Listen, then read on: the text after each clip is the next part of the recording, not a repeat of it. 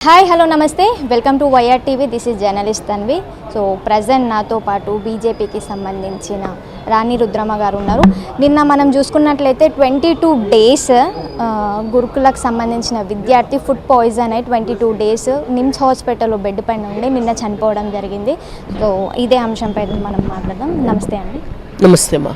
చెప్పండి madam, 22 days గురుకులకు సంబంధించిన student 22 days ventilator పైన ఉండి నిన్న చనిపోవడం జరిగింది. సో ఎందుకు బీజేపీ దానిపైన స్పందించలేకపోయింది ఇప్పటివరకు?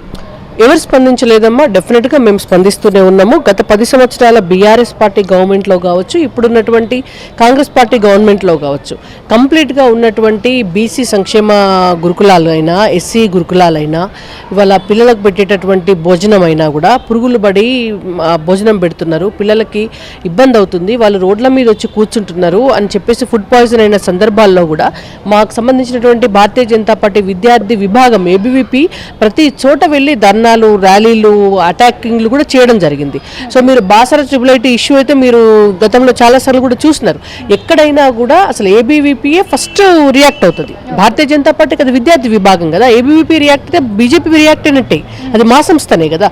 కాబట్టి ప్రతి చోట కూడా విద్యార్థులకి మంచి భోజనం అందించే విషయంలో కావచ్చు, మంచి చదువు అందించేటువంటి విషయంలో కావచ్చు, విద్యార్థులకు సంబంధించి ఎడ్యుకేషన్కి సంబంధించినటువంటి ఏ ఇష్యూలైనా కూడా బీజేపీ ఆల్వేస్ రియాక్ట్స్. సో నిన్న మనం ఆ అమ్మాయి చనిపోయిన తర్వాత కూడా ఇప్పుడు చాలామందిని మీడియాని కూడా రానివ్వకుండా ఈ గవర్నమెంట్ని చూస్తే మీకు ఎట్లా అనిపిస్తుంది? అంటే ఇక్కడ ఉన్నటువంటి పరిస్థితిలో ప్రభుత్వం ఎంతసేపు డబ్బు వసూలు చేయాలి, వసూలు చేసినటువంటి పైసలు ఢిల్లీకి పంపించాలి, ఈ మూటలన్నీ కూడా ఢిల్లీకి మోయాలి అనేటువంటి పరిస్థితి తప్ప ఇవాళ కాంట్రాక్టర్ల దగ్గర పర్సంటేజీలు తీసుకోవాలి. కనీసం రిటైర్ అయినటువంటి వాళ్ళకి కూడా ఇప్పటి వరకు డబ్బులు ఇవ్వలేనటువంటి పరిస్థితి. సో ఏం చూసినా కూడా కొన్నాళ్ళు 6 గ్యారంటీలు అనాలి, మరికొన్నాళ్ళు హైడ్రా అనాలి, మరికొన్ని రోజులు మూసీ అనాలి, ఇవాళ అయిపోయింది మళ్ళా ఫార్మాసిటీ అనాలి, ఫార్మాసిటీ అయిపోయింది ఇండస్ట్రియల్ జోన్ అనాలి. సో ఇట్లా రోజులు గడపడమే తప్ప, రోజులు దాటవేయడమే తప్ప ప్రజల గురించి ఆలోచించేటువంటి పరిస్థితి కానీ, విద్యార్థుల గురించి ఆలోచించేటువంటి పరిస్థితి కానీ, ఉద్యోగుల గురించి ఆలోచించే పరిస్థితిలో కాంగ్రెస్ ప్రభుత్వం లేదు. డెఫినెట్గా ప్రజల్లో కావలసినంత వ్యతిరేకతను వాళ్ళు కూడగట్టుకున్నారు. భారతీయ జనతా పార్టీ ఎప్పుడు కూడా ప్రజల పక్షాన ఉంటుంది. కాంగ్రెస్ ఇచ్చినటువంటి హామీలన్నీ కూడా నెరవేర్చే వరకు వాళ్ళ వెంటపడి మేము వాటిని సాధిస్తాం. ఈ చావు ఎవరు నిర్లక్ష్యం అనుకోవచ్చు? ప్రభుత్వ నిర్లక్ష్యమే కదా. ఇవాళ విద్యార్థులకి నాణ్యమైనటువంటి భోజనం పెడితే విద్యార్థులు ఫుడ్ పాయిజన్ అయి చనిపోవాల్సినటువంటి పరిస్థితి రాదు.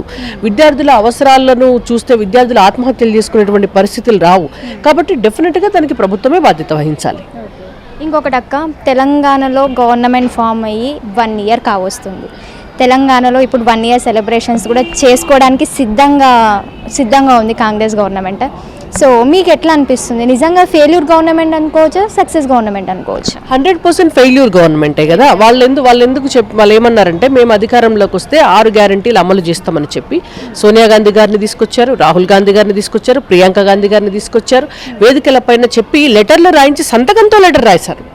ఏమని? మేము అధికారంలోకి రాగానే రైతు రుణమాఫీ చేస్తాము, 2 లక్షల రైతు రుణమాఫీ చేస్తాము, 100 రోజుల్లో 6 గ్యారంటీలు అమలు చేస్తాము. 6 గ్యారంటీలు అమలు చేయకపోతే అసలు మీరు మమ్మల్ని ఇండ్ల మేము కనబడితే మమ్మల్ని కొట్టండి అని అన్నారు. ఈ రోజు వరకు ఏ గ్యారంటీ అమలు కాలేదు కదా. మహిళలకి 2,500 రూపాయలు ఇవ్వలేదు, మీరు ఆడపిల్లలకి స్కూటీలు ఇవ్వలేదు, కళ్యాణ లక్ష్మి 1,00,000 రూపాయలు ఇవ్వలేదు, తులం బంగారము ఇవ్వలేదు, నిరుద్యోగులకు 4,000 రూపాయలు ఇవ్వలేదు, ఇవాళ రైతులకు రైతు భరోసా ఇవ్వలేదు, రైతు కూలీలకు రైతు భరోసా ఇవ్వలేదు, పంటలకి నష్టపరిహారము ఇవ్వలేదు, ఒక వ్యవసాయ పాలసీ తీసుకురాలేదు, ఏది చేయలేదు. మీరు ఇచ్చినటువంటి 6 గ్యారంటీలు, దాంట్లో ఉన్నటువంటి 66 హామీలు, 420 దానికి అనుబంధ హామీలు, ఏది చేయలేదు. ఒక ఫ్రీ బస్సు చేసినారు, ఒక గ్యాస్ చేసినారు. ఇక దాన్ని చూపించుకొని మేము అన్ని చేసినాం అంటే అబద్ధాలు చెప్తే మహారాష్ట్ర ప్రజలు మొన్న సమాధానం చెప్పినారు కదా, భవిష్యత్తులో తెలంగాణ ప్రజలు కూడా అట్నే సమాధానం చెప్పారు. అంటే మనం చూసుకున్నట్లయితే మొన్న ప్రచారంలో అయితే మేము తెలంగాణలో అన్ని గ్యారంటీలు ఇచ్చినాము, ఇప్పుడు మీకు కూడా 3,000 ఇస్తామని చెప్పడం జరిగింది. తెలంగాణలో నిరుద్యోగులకి 50,000 ఉద్యోగాలు ఇచ్చామని కూడా చెప్పారు కదా. కానీ ప్రజలు నమ్మలేదు కదా. మహారాష్ట్రలో వచ్చినటువంటి రిజల్ట్ చూస్తే మీకు అర్థమవుతుంది. ప్రజలు నమ్మలేదు, వీళ్ళు అబద్ధాలు చెప్తున్నారు. అక్కడ ఒక్కొక్క ఫ్రంట్ పేజీ మహారాష్ట్రలో ఉన్నటువంటి న్యూస్ పేపర్స్లో కూడా ఫ్రంట్ పేజ్ యాడ్స్ ఇచ్చినారు, మేము తెలంగాణలో ఇవి చేసినాము అని. అన్న అబద్ధాలే. మహారాష్ట్ర ప్రజలకు అది అర్థమైంది.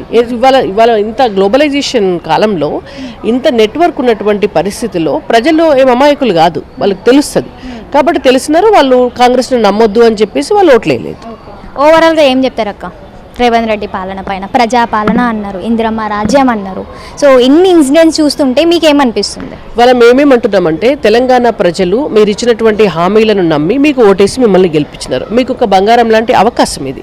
కాబట్టి మీరు ప్రజలకి ఇచ్చినటువంటి హామీలు నెరవేర్చి మంచి పరిపాలన చేసే దానిపైన దృష్టి పెట్టండి. ఎంతసేపు ప్రజల్ని మోసం చేయాలి, డబ్బు దండుకోవాలి, కుటుంబ పాలన, కల్వకుంట్ల వారి కుటుంబం పోయింది, ఇప్పుడు అనుమల వారి కుటుంబం వచ్చేటువంటి పరిస్థితిని తెలంగాణ రాష్ట్రంలో తీసుకురాకండి. వాళ్ళ ప్రజలు అల్లాడిపోతున్నారు. ఆడ వ్యవసాయదారులు కావచ్చు, మహిళలు కావచ్చు, వృద్ధులు కావచ్చు, విద్యార్థులు కావచ్చు, నిరుద్యోగులు కావచ్చు, ఉద్యోగులు కావచ్చు, సంఘటిత రంగ కార్మికులు కావచ్చు, వీళ్ళందరి కోసం ఆలోచించండి. తెలంగాణను అభివృద్ధి పదంలో తీసుకెళ్లేటువంటి అవకాశం మీకు ప్రజలు ఇచ్చినారు కాబట్టి వినియోగించుకోండి. మీరు ఆ అవకాశాన్ని వినియోగించుకోకపోతే ప్రజలే మిమ్మల్ని తిప్పికొడతారు. రేపటి నాడు రాబోయేది భారతీయ జనతా పార్టీ ప్రభుత్వమే కాబట్టి డెఫినెట్గా మేము వచ్చిన తర్వాత ప్రజల కోసం పనిచేస్తాం.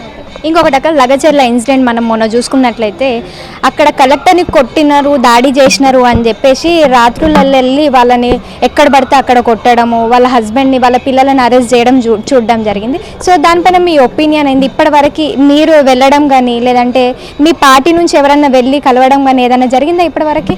ఆల్రెడీ మా పార్టీ చాలా సీరియస్గా దానిపైన ప్రజలతోటి కలిసి ప్రభుత్వాన్ని నిలదీయటం జరిగింది. మా పార్టీ నిలదీతకు వాళ్ళు ఫార్మాసిటీ రద్దు చేసుకోవడం జరిగింది.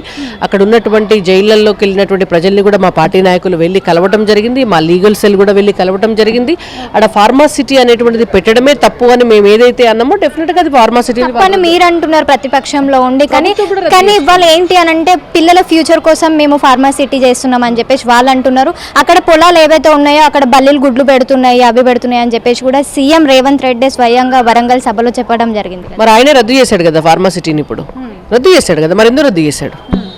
కాబట్టి అవన్నీ ఉత్త మాటలు వేరు, ప్రాక్టికల్గా నడిపించేటటువంటిది వేరు.